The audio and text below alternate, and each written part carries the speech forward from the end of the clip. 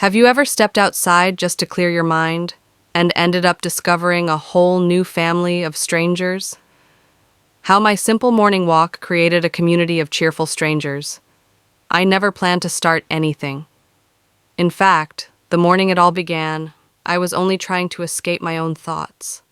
I remember waking up that day feeling unusually heavy, not sad, just crowded inside. My room felt tight, like the walls were leaning closer. So I grabbed my old sneakers, the ones I hadn't touched in months, and stepped outside before I could change my mind. The air was cool, almost curious, like it was asking what I was doing there. I didn't have an answer. I just started walking. At first, it was just me and the sound of my footsteps, slow, hesitant, like the morning was still deciding if it wanted to wake up fully. But then I saw her, an elderly woman sweeping leaves off her porch. She looked up, smiled, and said, "You're up early, dear." I don't know why that simple sentence touched me. Maybe because it was the first warm voice I'd heard that day, I smiled back, kept walking, but something inside me loosened.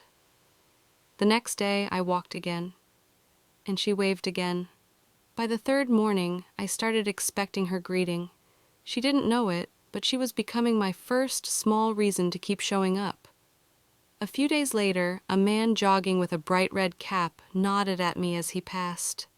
The kind of nod that says, "We're both trying our best, keep going." I liked it, so I nodded back. Soon my walk stopped being quiet. There was the roadside fruit seller who always cut a slice of watermelon for himself, but pretended he didn't see me watching. There was the teenage girl walking her tiny dog who barked like he thought he was a lion. One morning, something happened that changed everything. The elderly woman from the porch wasn't outside. Her broom rested against the wall, but she wasn't there. And suddenly, my walk felt wrong. I paused. I didn't plan to knock, but my legs moved before my thoughts caught up. She opened the door with surprise in her eyes. "Oh, I overslept today," she laughed, "but I'm fine, don't worry." And right there, we introduced ourselves properly. Her name was Mama Kemi. That moment, that tiny check-in, made me realize something. I wasn't just walking anymore. I was connecting. After that day, things blossomed on their own. The man with the red cap started joking about how slow I walked compared to him. The fruit seller began offering me tiny slices to taste test his stock. The girl with the barking dog let me pet him once he stopped pretending he was invincible. Then one morning, Red Cap asked, "Why don't we all walk together sometime?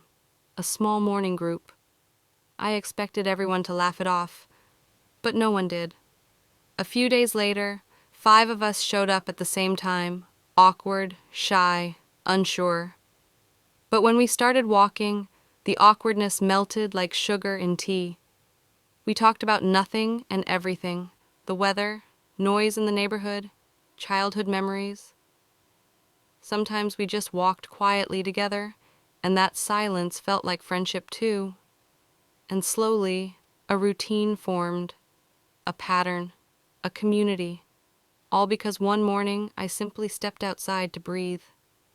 Sometimes I think about how close I was to skipping that first walk, how simple it is to stay inside, to let the walls close in, to believe we're alone just because we don't step out. But I stepped out and found strangers who smiled, waited, and welcomed me without ever planning to now every morning when we gather, mismatched, imperfect, cheerful. I remember the version of myself who walked alone that first day.